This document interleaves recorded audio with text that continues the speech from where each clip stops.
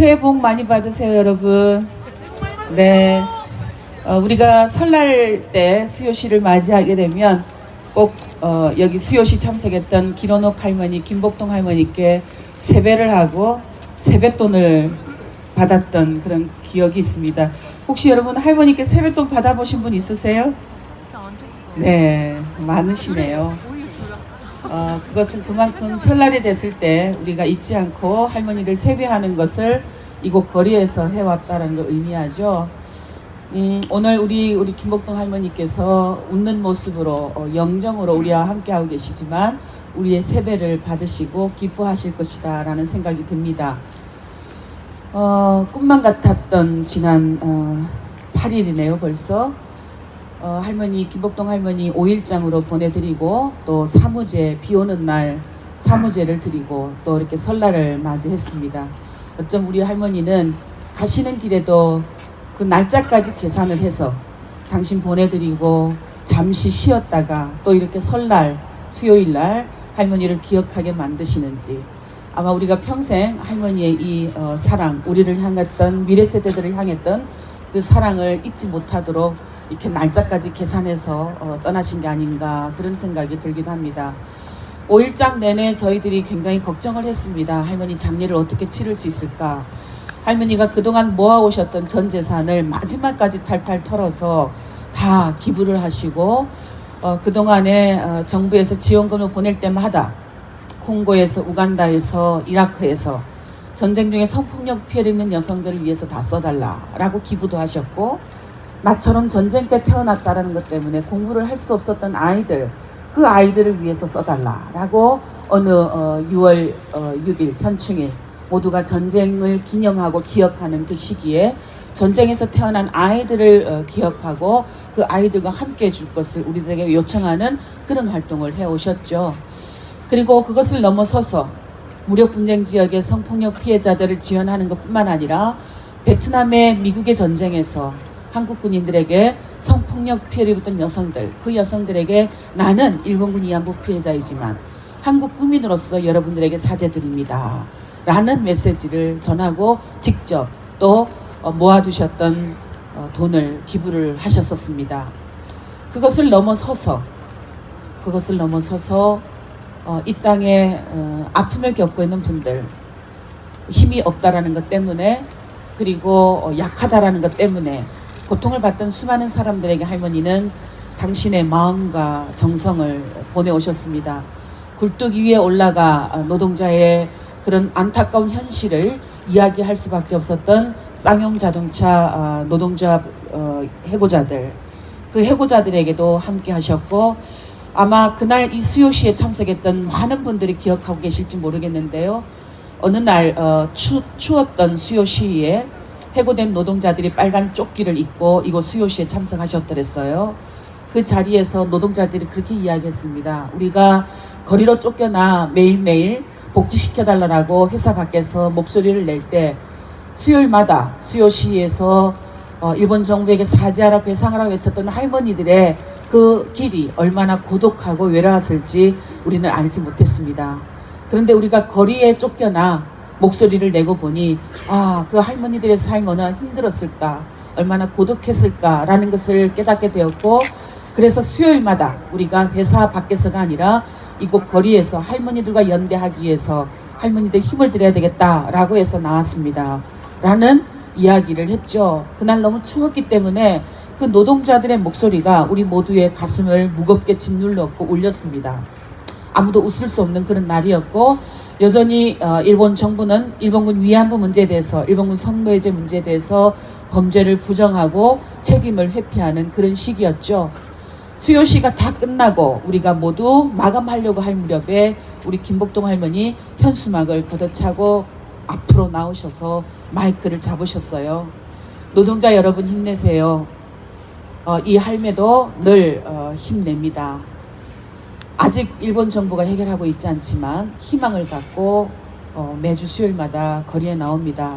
여러분 힘내세요 라고 이야기를 하셨어요. 그런데도 불구하고 우리 모두 그렇게 웃을 수가 없었습니다. 근데 그때 우리 김복동 할머니 한 손을 높이 치켜들고 얼굴에 활짝 미소를 띠고 쨍하고 해뜰 날 돌아온단다 노래를 부르셨어요. 그때 우리는 모두 웃었습니다. 왜냐하면 김복동 할머니를 아는 우리 모두는 아무리 노래를 불러달라 해도 노래를 부르는 것을, 남들 앞에서 노래 부르는 것을 별로 좋아하지 않으셨어요.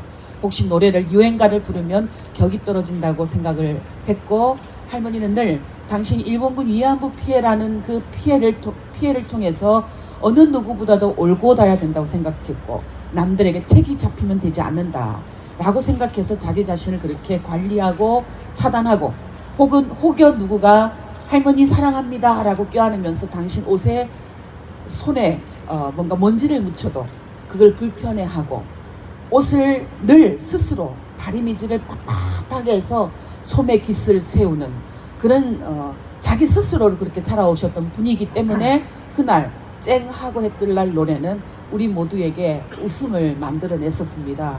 그렇게 김복동 할머니의 삶을 뒤돌아보면 참 자기 자신의 아픔도 깊은데 어떻게 그렇게 남들을 배려하고 남의 아픔을 함께 쌓아내려고 노력을 했을까. 그런 활동 중에도 늘 일본에 있는 제일동포들이라는 사랑을 가슴에 품으시고, 일본에만 가면 아베 정부를 향해 규탄과 어떤 비판의 목소리와 아울러 일본 시민들에게 늘 힘내라 격려하시고, 다른 한편으로는 제일동포들의 차별과 탄압을 누구보다도 강한 목소리로 규탄을 했습니다. 매주 화요일이면 오사카 부 앞에서, 오사카 부청 앞에서 화요 행동이 열려요. 그 화요 행동은 제일 조선학교에 대한 차별을 중단시키고, 그리고 제일 조선학교에 대한, 고등학교에 대한 고교 무상화를 똑같이 평등하게 실시하라는 목소리가 그 화요 행동을 통해서 퍼지고 있습니다. 그 자리에도, 그 집회에도 김복동 할머니 직접 참석하셔서 목소리 높였죠. 차별은커녕 오히려 더 대우를 해줘야 될 분들이 바로 제일동포들이다, 제일조선인이다. 그런데도 불구하고 어떻게 제일동포에 대한 차별을 이렇게 심하게 하시느냐, 학생들이 무언 죄를 지어서 학생들이 제대로 교육받을 권리를 이렇게 박탈하느냐, 그렇게 목소리를 내오셨습니다. 마지막 병상에서 할머니의 꿈은, 할머니의 소망은 오로지 그 차별받는 제일조선학교 아이들, 탄압받고 그럼에도 불구하고 그곳에서 당당하게 조선말과 조선 역사와 조선 문화를 배우면서 이겨나가고 있는 그 아이들을 향해 할머니의 사랑은 전해졌습니다. 어쩌면 우리에게 할머니께서 남기신 사랑은 우리가 앞으로 어떻게 살아가라 라고 길을 열어준 것 같아요. 너희들도 아프지만, 너희들의 아픔도 크지만, 너희들의 아픔도 깊지만, 그럴수록 다른 사람의 아픔을 돌아보라라고 우리에게 마음을 어떻게 열어갈지 길을 가르쳐 주신 것 같고, 너희도 피해자이지만 너희가 가해를 만들었던 것, 우리가 폭력을 만들었던 것, 우리 안에는 어떤 폭력이 있는지 그 폭력된 문화를, 그 폭력된 사회를, 구조를, 조직을, 제도를 바꾸라고 늘 앞장서셔서 목소리를 내시고 우리를 그렇게 살게 했던 것 같습니다. 그저 깨어진 문화를 방관하고 일상의 삶으로 살 것이 아니라 그 깨어진 문화를 직접 몸으로 살아 변화시키라고 그렇게 우리 앞에 걸어가셨던 게 아닌가라는 생각이 좀 들어요. 그런 뜻이 5일장 내내 수많은 사람들을 감동시켰고, 참 안타까운 것은 살아생전 그렇게 목소리를 냈지만 그렇게 수많은 외신이 할머니의 목소리를 담아주지 못했어요. 그런데 돌아가신 그 길에 지난 27년 동안 할머니가 쏟아내셨던 모든 메시지가 세계 각지 외신을 통해서 보도되고, 세계 각국의 방송들이 보도하고, 우리나라 전국의 각 지역에, 그리고 중앙의 언론 매체들이, 방송 매체들이 할머니의 삶을 조명하고 할머니의 목소리를 전해주셨습니다. 뿐만 아니라 수많은 분들이 할머니의 장례비에 보태라고 조의금을 보내주시고, 또 장례비 모금 계좌에 성금을 보내오셨어요. 그게 여러분 얼마를 만드셨는지 아세요? 2억이 넘었습니다. 놀랍죠? 2015 한일 합의를 무효화시키라, 2015 한일 합의를 막아내자 라고 외치고 우리가 모금을 할 때도 그런 물결이 일어나지 않았어요. 어떻게 장례비를 치를까? 탈탈 털어 통장에 단 160만 원을 남겨주고 가셨는데 어떻게 할까?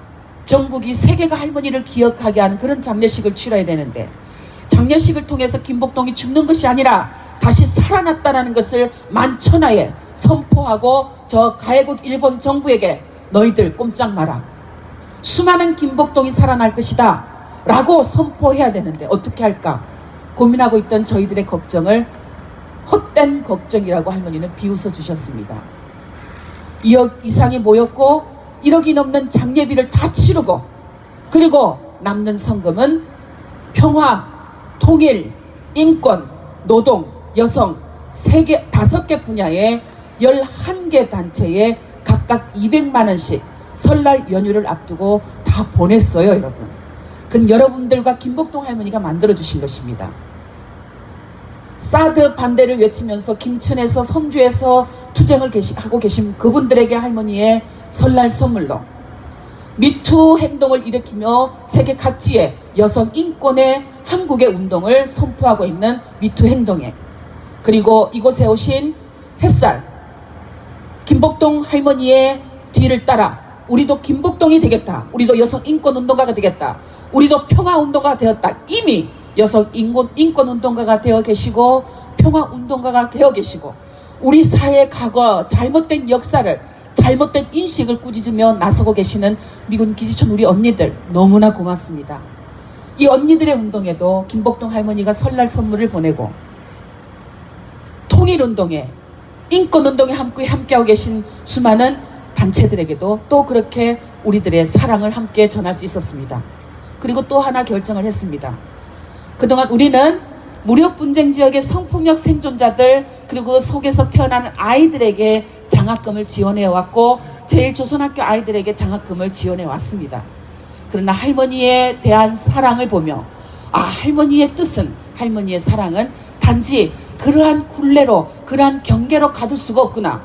그래서 국내 한국의 각 시민사회 단체에서 활동가로 일하고 계신 분들의 자녀 10분을 뽑아 할머니의 사후 첫 번째 생신인 4월 17일, 그날이 수요일입니다, 여러분.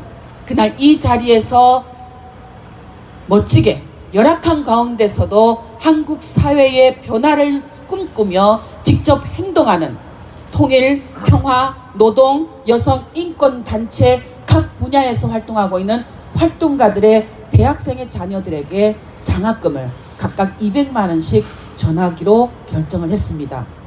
또 하나, 제일조선학교 아이들을 위해서도, 그리고 이곳 매주 수요일마다 수요시를 진행하는 수요시를 위해서도 할머니의 조의금은 그렇게 앞으로 365일 여러분들의 사랑과 함께 전해질 것입니다. 제가 3월 18일이 할머니 49제입니다. 그날까지 10명의 장학생을 뽑기 위한 장학생 신청을 받고자 해요. 혹시 우리 부모는 꼭 시민사회 단체 활동하고 계시진 않지만 한국 사회 변화를 위해서 각 분야에서 곳곳에서 노력하고 있는데 저는 안 될까요? 그러신 분들 과감하게 용기 있게 신청을 해보세요. 우리 김복동 할머니는 경계를 넘어, 벽을 넘어 싸워 오셨던 분들이기 때문에 그런 여러분들의 의지와 도전이 또 감동을 만들어낸다면 충분히 김복동 장학생이 될 수 있을 것이라 그렇게 생각을 합니다.